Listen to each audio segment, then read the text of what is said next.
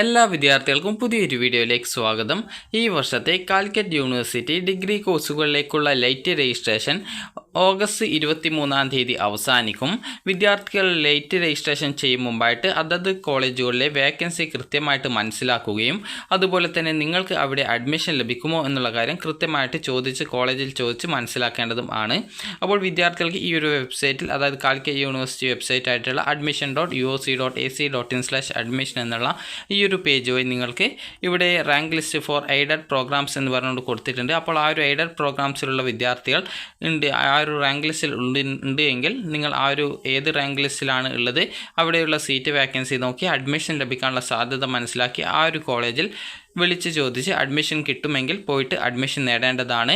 അതുപോലെ തന്നെ വിദ്യാർത്ഥികൾക്ക് 18 തീയതി വരെ എഡിറ്റ് ചെയ്യാനുള്ള ഒരു സൗകര്യം ഉണ്ടായിരുന്നു. ആ ഒരു ഘട്ടത്തിൽ എഡിറ്റ് ചെയ്യാൻ സാധിക്കാതിരുന്ന വിദ്യാർത്ഥികൾക്ക് സ്റ്റുഡൻറ്റ് ലോഗിൻ എന്ന് പറഞ്ഞുകൊണ്ട് ക്ലിക്ക് ഹിയർ എന്ന് പറഞ്ഞുകൊണ്ട് കൊടുത്തിട്ടുണ്ട്. അതുവഴി നിങ്ങൾക്ക് ആ ഒരു ലോഗിൻ ചെയ്ത് നിങ്ങളുടെ ആ ഒരു അപേക്ഷയിലുള്ള തിരുത്തലുകളൊക്കെ വരുത്താവുന്നതും അതിനുശേഷം വിദ്യാർത്ഥികൾ നിങ്ങൾക്ക് അഡ്മിഷൻ ലഭിക്കാൻ സാധ്യതയുള്ള കോളേജുമായി കോൺടാക്റ്റ് ചെയ്യേണ്ടതുമാണ്.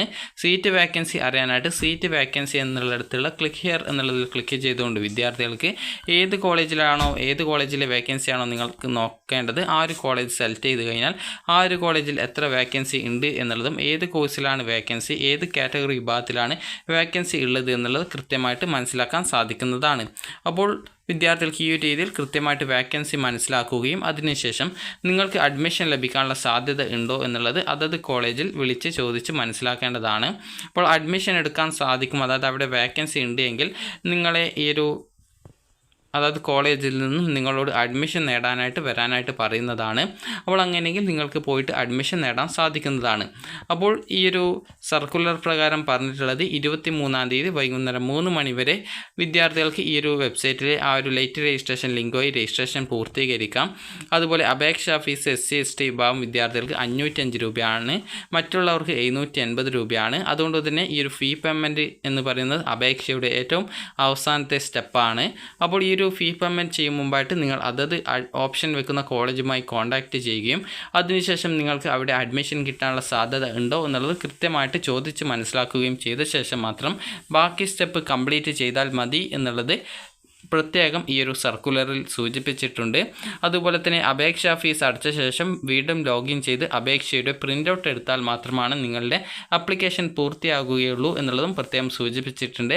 അതുപോലെ 15 തീയതി മുതൽ 18 തീയതി വരെ വിദ്യാർത്ഥികൾക്ക്, അതായത് ഈ ഒരു ജൂലൈ 15 മുതൽ 18 തീയതി വരെ അനുവദിച്ച എഡിറ്റിംഗ് സൗകര്യം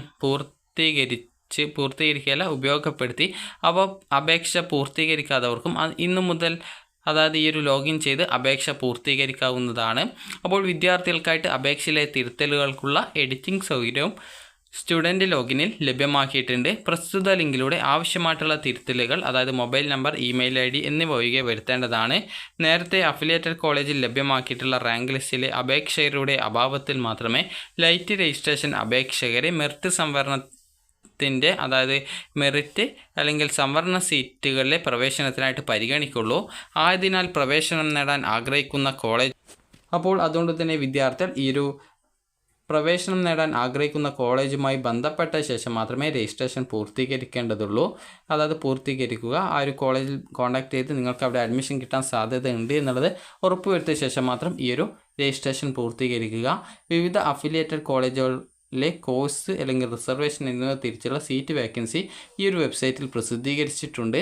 അപ്പോൾ ആദ്യം ചെയ്യേണ്ടത് നിങ്ങളുടെ ഡീറ്റെയിൽസ് ഒക്കെ നൽകി നിങ്ങൾക്ക് വേണ്ട കോളേജിൽ വേക്കൻസി ഉണ്ടോ, വേണ്ട കോഴ്സിൽ വേക്കൻസി ഉണ്ടോ എന്നുള്ളത് കൃത്യമായിട്ട് മനസ്സിലാക്കുകയും അഡ്മിഷൻ ആഗ്രഹിക്കുന്ന കോളേജിൽ കോൺടാക്റ്റ് ചെയ്ത് നിങ്ങൾക്ക് അഡ്മിഷൻ ലഭിക്കാനുള്ള സാധ്യത ഉണ്ടോ എന്നുള്ളത് കൃത്യമായിട്ട് മനസ്സിലാക്കുക.